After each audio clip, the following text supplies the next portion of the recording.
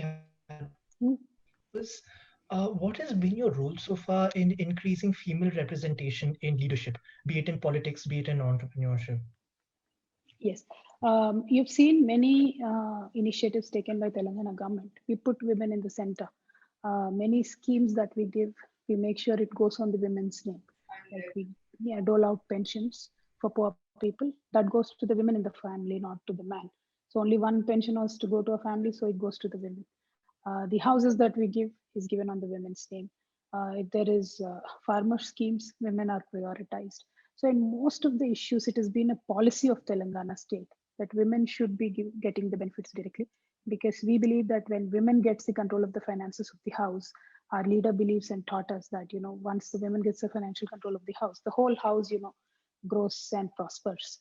And in many other schemes like we have, you've seen, and in terms of security of women, we've created separate teams called she teams. Then that was replicated across India in many states. So many initiatives for women, especially about 400 schools have been opened up for the people from humble background. Half of them are for women, 50% or more. I mean, only girl children separate schools are there for every section.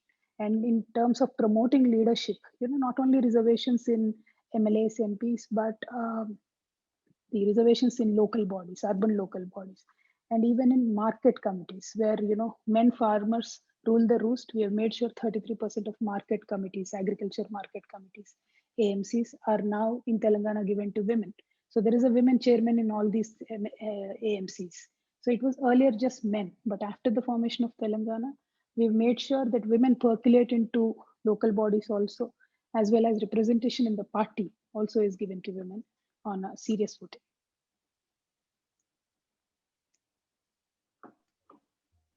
Ma'am, you recently spoke about one nation, one market, and one MSP. Could you share some Yes. of your insights and your opinions on this? Well, our leader and our party, we believe that farmers across India need a great deal of support. We've implemented a great deal of subsidies and input incentives that we give in our state. Per acre, we give about 10,000 rupees in a year to farmers, each farmer. There's no limit on the land holding. For 2 seasons, we give an input subsidy. So when we were thinking about agriculture as how we give free water, free power, and also input subsidy in Telangana, but when the farmer grows and the harvest goes to the market, he suddenly becomes very helpless. There is no support for him from anywhere. And when there is no support to the farmer, businessmen and market, they try to capture all the benefit that can come from this particular harvest. So for example, I'll say in for paddy, we have a 1800 rupees minimum support price.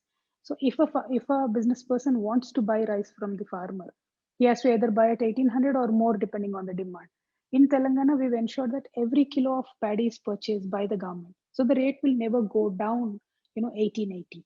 So this is what we wanted to be implemented across the country when these three new farmers were bought. When they said you can sell your produce anywhere. See, if a farmer from some other state comes to Telangana and sells it here for a lower price than 1880, then every farmer is at loss. The farmer who's coming from outside and selling at a lower price, and also the Telangana farmer is at loss. So to make sure that evens out, what our party and we believed was, if you want one market, then you propose one minimum support price for any crop. It doesn't have to be paddy, it doesn't have to be turmeric. For any crop, first we believe that there should be MSP, because that is the only way we can control the intervention of market to not make sure the farmers are secure. Two, it has to be, if has to be one market, then it has to be one MSP across. Otherwise, you've seen statements made by many honorable chief ministers that we will not let farmers from other states come and sell here, because they did not want their own farmers to suffer. So this will happen if we don't declare a uniform MSP. So that was the background of the state.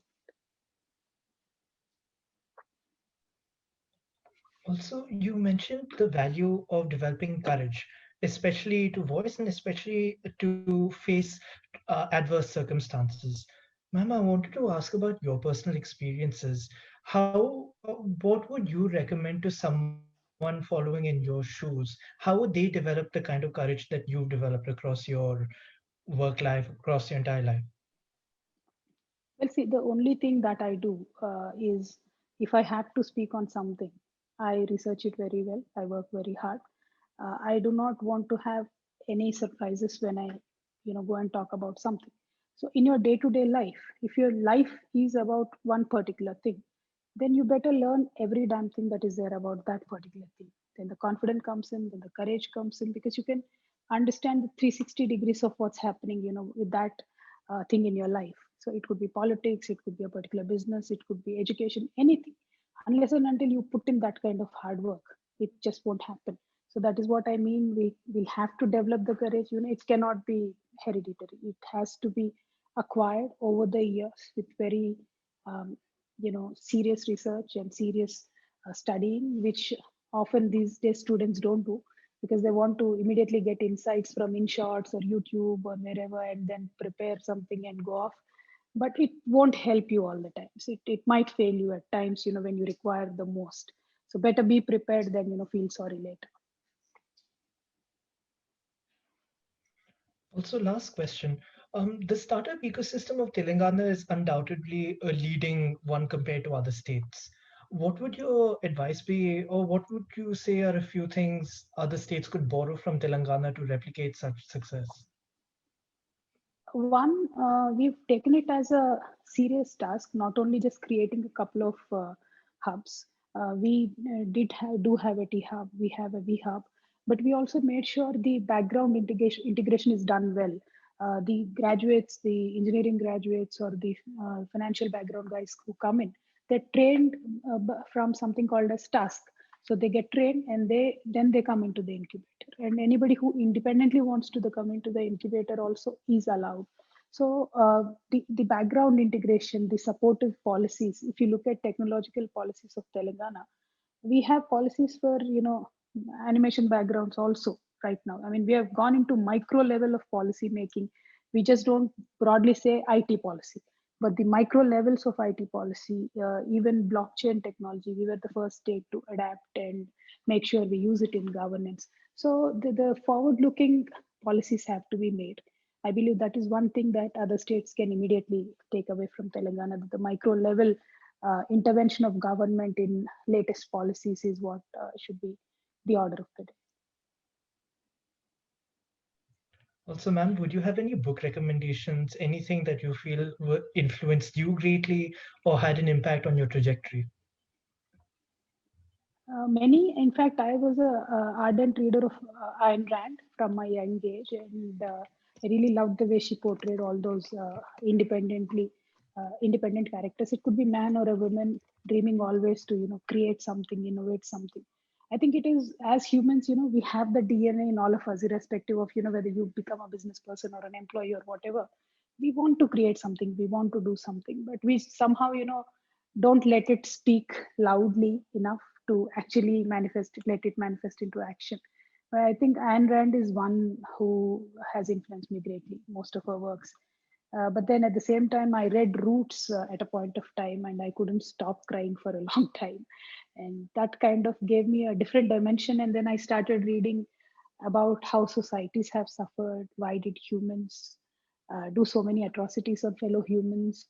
You know, what is this competitive spirit of humans of always suppressing one section or trying this one upmanship on the other human? So there is a lot of dimensions, but I think these two fundamentally kind of gave me a very wide perspective to do my further reading. Thank you very much for the session, ma'am. Thank you. I'd like to request Dr. Priyank to address the audience. Right. Thank you, Naman. Thank you, ma'am. Thank you for this wonderful session. It's been so candid, so insightful, and so from the ground. At Ashoka University, we have a number of students who are studying politics, number of students who are studying economics and sociology, and all the subjects that go into policy making. But one of the things that we've often experienced as we interact with them in the classroom is that very few of them really want to go into politics. They're very happy preparing for the IAS or other services and getting into those services.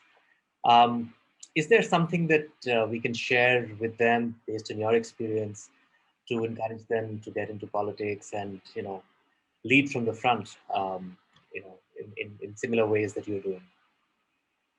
Absolutely. Let me tell you something. Parties are always on a lookout for people who will give full time to politics and who will give full time to addressing the issues of the people. But today, when we in my own party look at most of our activists or party workers or members, most of them are part time. They're not full time there in politics. One leg in business, one leg in politics, one leg there, one leg here. So if you want to be a serious politician, give up everything else, just be in politics.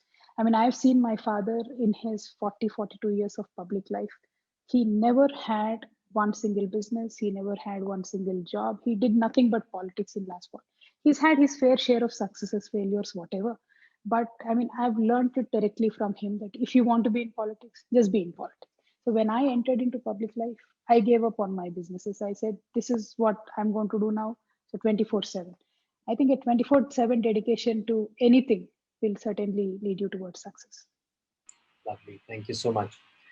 Ma'am, we are at the Center for Entrepreneurship at Ashoka University committed to creating leaders and committed to creating leaders with an entrepreneurial mindset, which not only contributing, in their own startup world, but they're also contributing to the development of the country.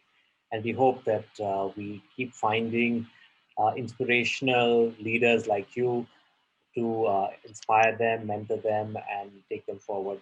I want to thank you on behalf of the university for coming forth and sharing your stories and sharing your experiences. And we will take the liberty of reaching out to you again as some of our students may need more handholding and mentorship. So thank you so much for coming forth and sharing your journey with us. I also want to take a moment to thank Deepti and her team for collaborating with us and putting together this wonderful series. And we hope to host many more such inspiring women leaders with us on this platform. Thank you so much, ladies and gentlemen. Thank you. Thank you, Naman. Bye, Deepti. Thanks, ma'am. Thank you, Priya. Bye, Priya. Thanks. Thank you. నిరంతర news update కోసం channel ను subscribe చేయండి. పక్కనే ఉండే bell symbol ను click చేయడం మర్చిపోకండి. Updates ని మిస్ అవ్వకండి. Thanks for watching. Please like, comment, share. Follow on Facebook, Google+, Twitter, Instagram. For more updates, please subscribe Great Telangana TV.